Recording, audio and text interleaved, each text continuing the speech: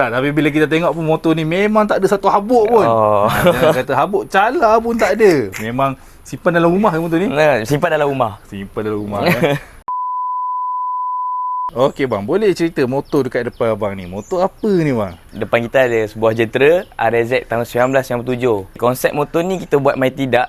Main tidak ni tim ice hockey. Macam kita kenal, dia memang famous cerita dari zaman dulu kan. Dan sebab apa saya ambil main tidak? Sebab dulu ayah saya pun main skuter airbrush. Dia memang konsep dia main tidak. Memang dia dikenali dengan Dark lah. Dan ada grup pun nama Dark Crew kita orang. Tiba-tiba terdetik pula nak buat RZ pula. So nak buat konsep main tidak juga. Proses nak jadikan motor tu macam ni, berapa lama masa nak ambil ni? Proses setahun juga bang. Setahun Setahun.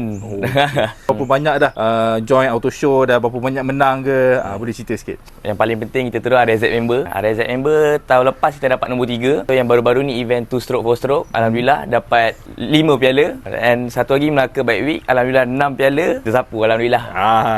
So untuk 2026 ni akan ada lagi lah ni. Betul akan ada lagi insya-Allah. Okey, so mungkin boleh cerita yang mana part-part yang special, orang kata yang rare tu, mungkin boleh cerita kan. Kita dah tukar clutch kita dengan brake kita punya lever, kita custom. Fork macam biasa, fork lay just spray bagi ikut warna konsep. Dan kita ada custom juga ni just custom untuk accessories je.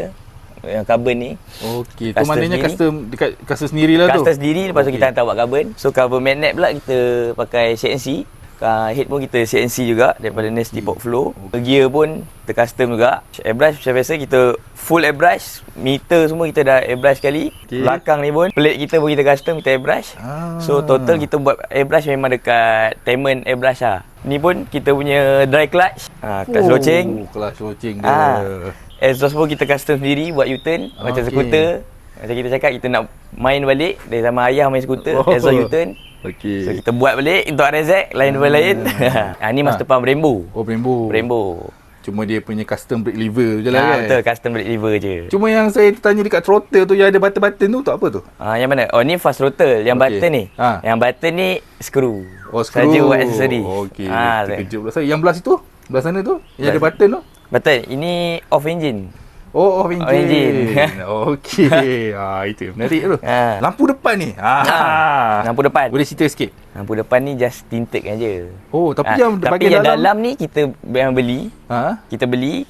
And ni just kita buat design tinted sendirilah. Beli tinted, kita buat design. Jadi kan tinted. So maknanya beli lampu aftermarket lah. Ya, yang betul. memang ngam-ngam masuk dekat RZ tu. Betul.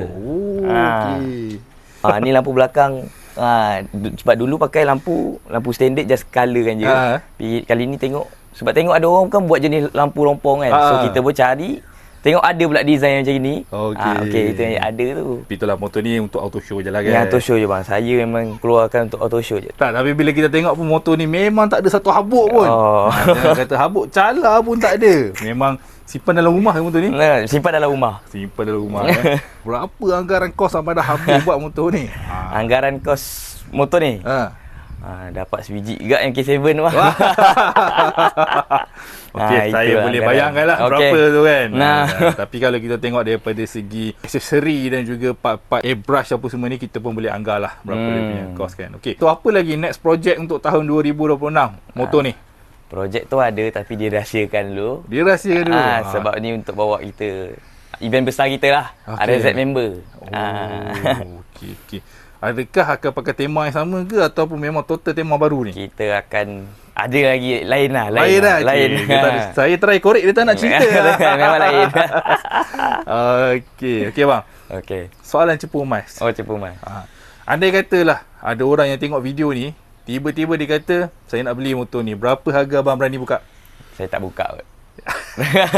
Saya takkan jual. Takkan jual? Takkan jual. Tapi brother ni memang betul-betul. Saya kata saya nak beli motor ni, berapa harga berani buka? Saya tak buka juga.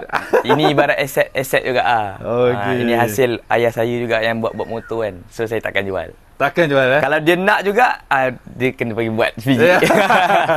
Ada nilai sentimeter value lah. Kita tak jual. Tu motor TZM belakang tu ada projek juga ke tu? TZM ni biar macam ni lah. Konsep simple. Tertarik pula saya tengok TZM kat belakang tu.